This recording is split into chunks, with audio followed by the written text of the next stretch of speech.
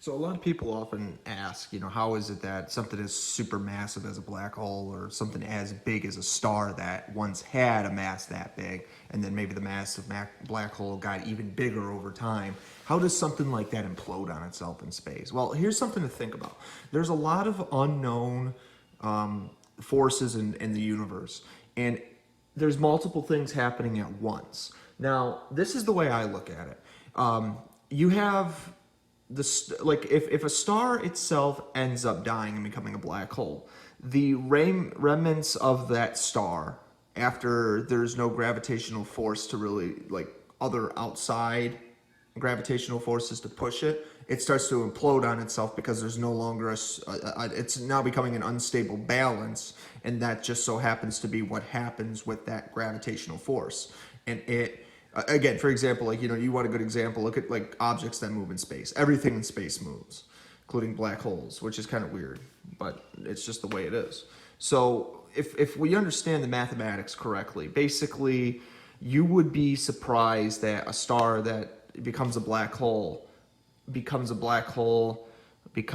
its gravity collapses on itself, and then therefore creates such a big vortex over time that even light itself cannot escape it. And they say that gravity in a lot of cases, as far as we know, could be like 0.8 or 1.12 the distance, the speed of light. So it's proof that in some cases the speed of light is like, when there's no balance in the gravity, and because everything in space is just a big giant vacuum, or it's just all this endless space, basically there's just all this free room that something like this could run rampant, and it could happen. So you could have like a vortex to, like, let's say black holes are a vortex to another dimension. Here's this black hole that's just, it collapsed on itself in one direction, and then, or whatever direction it went in, and then just imploded on itself, and now you got this big giant ripple in the space-time continuum, and it leads to like other dimensions and stuff, because that's why, because it sucks things in so fast that the speed of light can't even escape it, because it's not as strong, and it's the amount of pressure it puts in it that allows it to basically put a weight on those particles. It pushes it in a direction, and in its direction that it's going in, and then wherever it goes from there. So that explains why black holes have that advantage when it comes to their size, their gravity, their mass, and ultimately that would explain why stars, basically the remnants of that, they implode on, because again, you don't have like certain forces to balance that out, and then over time, because nothing's stopping this force until the time that black hole somehow gets patched, it's basically just creating new gateways to other dimensions, other universes, because that mass is still going in that hole and it's going somewhere else. Where it's going, that's hard to say, because and that's really just it. If it's not the way they behave and the theories behind them, it's also more baffling, because you really think, because it's also proof because we can't see them either, because they're absorbing black matter, dark energy, dark flow, if that exists, and all the other stuff that you can't see, and that's why light particles don't mix with it, because it moves so fast. And not only that, it might actually be made up of even more unknown material that light doesn't mix with. If we really want to get into the argument, is there something even more common than dark matter and dark flow, like subatomic particles? That is possible.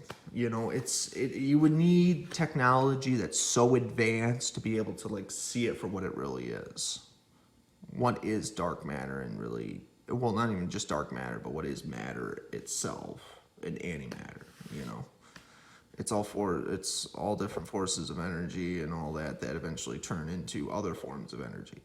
There's no such thing as like something that doesn't truly exist. In one way or another, it exists.